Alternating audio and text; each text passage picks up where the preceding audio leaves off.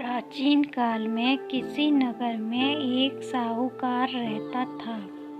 उसके 7 पुत्र थे।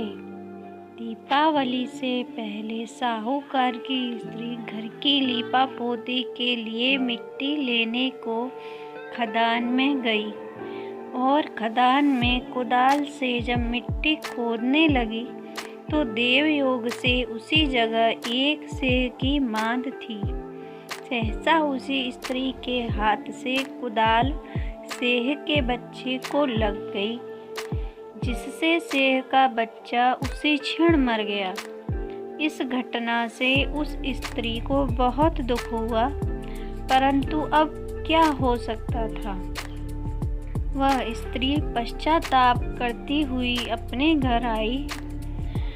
कुछ दिन के बाद उस स्त्री का एक पुत्र मर गया, फिर दूसरा और तीसरा, अर्थात 1 वर्ष में उसके 7 पुत्र मर गए। इस पर वह स्त्री रात दिन अत्यंत दुखी रहने लगी। एक दिन अपने पड़ोस की स्त्रियों से रोकर कहा कि मैंने जानबूझकर कोई पाप नहीं किया। हाँ, एक बार मैं मिट्टी खोदने को खदान गई थी तो मिट्टी खोदने में सहसा मेरी कुदाल से एक सेह का बच्चा मर गया था। तभी से 1 वर्ष के भीतर मेरे 7 पुत्र मर गए। यह सुनकर उन स्त्रियों ने धैर्य देते हुए कहा कि तुमने जो यह बात सबको सुनाकर पश्चाताप किया है, इससे आधा पाप तो नष्ट हो गया।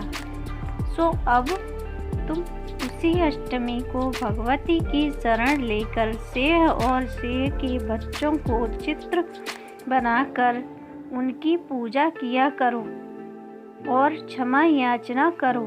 ईश्वर की कृपा से तुम्हारा समस्त पाप धुल जाएगा और तुम्हें पहले की तरह से ही पुत्रों की प्राप्ति हो जाएगी।